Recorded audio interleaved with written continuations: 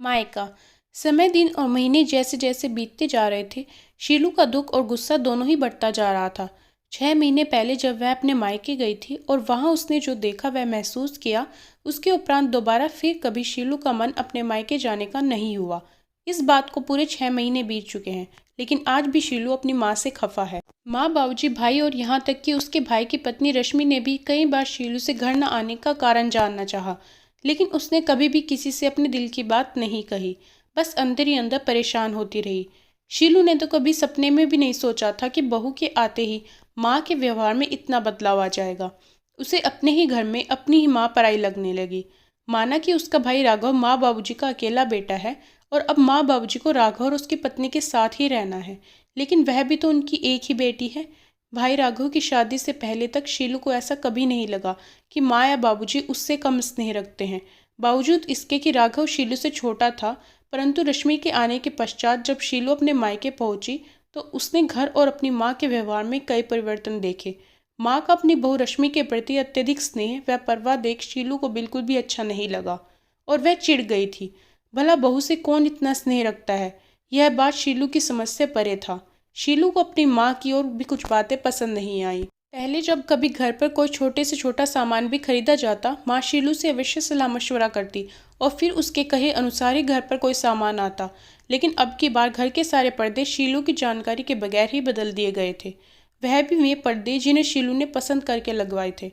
जब इस बारे में शीलू ने अपनी माँ से बात की तो माँ बड़ी सहजता से कहने लगी, अरे वो रश्मि को ब्राइट कलर के पर्दे पसंद है ना, इसलिए उसने सारे पर्दे बदल दिए। मैंने ही कहा उससे बदल दो यदि तुम्हें पसंद नहीं है, आखिर अब यह तुम्हारा ही घर है। माँ का ऐसा कहना न जाने क्यों शीलू को अंदर तक चुभ गया। उसे ऐसा लगा जैसे मायके से उसकी पकड़ ढीली पड़ती जा रही है। अभी शीलू को मायके आए चंद घंटे ही हुए थे कि शीलू से रश्मि बोली, दीदी आपको आलू चाट बहुत पसंद है ना, मैंने सारी तैयारियां कर रखी हैं, आपके लिए बनाकर ले आऊं। यह सुन शीलू को थोड़ा अच्छा लगा और वह तनकर बोली, हाँ बना लाओ। और साथ ही साथ शीलू ने रात के खाने का मेन्यू लिस्ट भी रश्मि को बता दिया। तभी शीलू की माँ बोली, शीलू तुम भी जाकर किचन में रश्मि का हाथ बटाओ, वह अकेली यह सब नहीं कर पाएगी। माँ का इतना कहना था कि शीलू को ऐसे लगा जैसे अब उसकी माँ उसकी नहीं रही, वह अपनी बहू की हो गई है। माँ को अपनी बेटी से ज़्यादा फिक्र अपनी बहू की है। लेकिन शीलू ने तुरंत कोई प्रतिक्रिया व्यक्त नहीं की, बल्कि एक ही शहर में ससुराल और मायका होने की वजह से रात के खाने से पहले ही वह बहाने बनाकर ससुराल लौट आई। तब से फिर कभी शालू ने मायके की तरफ मुड़कर नहीं देखा। एक शाम जब शीलू मार्केट से घर पहुंची तो उसने देखा कि उसकी ननंद रजनी अपने बच्चों के साथ घर आई हुई है। यह देख शीलू अंदर ही अंदर कसमसा कर रह गई। रजनी का आना उसे कतई पसंद नहीं था और उससे भी अधिक रजनी का यहाँ आकर अनावश्यक हस्तक्षेप करना तो उसे बिल्कुल नहीं भाता था। रजनी का ऐसा व्यवहार शीलू को अपने अस्तित्वहीनता का बोध कराता। अक्सर रजनी का बेतकल्लुफ होना, अपने बच्चों की सारी जिम्मेदारी शीलू पर डालकर आराम से बतियाना, अपनी सहेलियों से मिलने और घूमने चले जाना, यह सब शीलू को परेशान करता, क्योंकि रजनी का ऐसा करने से शीलू पर घर के सारे काम का बोझ आ जाता। ऐसे ही कई छोटे छोटे कारणों के चलते रजनी और शीलू के मध्य तनाव बना रहता। रजनी को देख शीलू कुछ कहे बगैर ही सीधे किचन की ओर चली गई, क्योंकि वह जानती थी कि थोड़ी देर में रजनी और उसके बच्चे अपनी फरमाइशों की झड़ी लगा देंगे।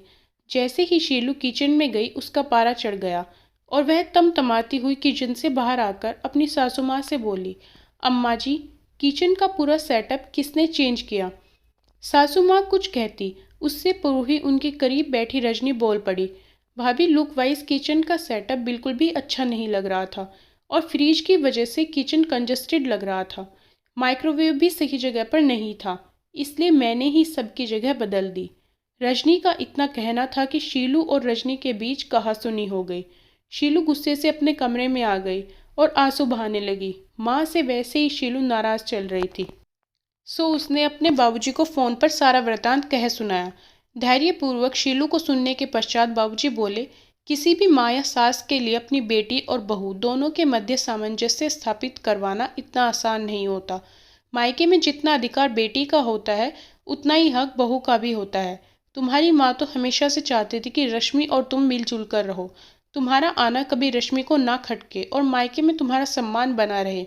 उसने तो ऐसा करने का प्रयास भी किया था, लेकिन नतीजा यह हुआ कि तुम नाराज होकर चली गई। क्या ये मैं नहीं जानता? बाबूजी से यह सब सुनकर शीलू को अपनी सोच पर पछतावा हुआ। उसके मन में अपने माँ के प्रति जो गुस्सा और गलतफहमी थी वह अब दूर हो चुकी थी। शीलू ये भी समझ गई कि माँ उससे कितना प्यार करती है। मायके में उसका मान बना रहे इसलिए माँ ऐसा बर्ताव कर रही थी। शीलू को इस बात का भी एहसास हो गया कि ननंद और भाभी का रिश्ता दो प्रतिद्वंदियों का नहीं, बल्कि यह एक बहुत ही खूबसूरत व प्यारा होता है, जिसमें ईर्ष्या द्वेष के लिए कोई स्थान नहीं होना चाहिए, क्योंकि बेटी और बहू दोनों का ही घर में समान महत्व होता है। शीलू के दिल और दिमाग में लगे जाले अब साफ हो गए थे। वह खुशी खुशी मायके जाने को तैयार थी। साथ ही ननंद रजनी के संग भी वह अपने रिश्ते सुधारने का संकल्प लेकर अपने कमरे से बाहर आ गई। धन्यवाद। कहानी कैसी लगी कमेंट करके ज़रूर बताएं। वीडियो को लाइक शेयर और चैनल को सब्सक्राइब करना ना भूलें।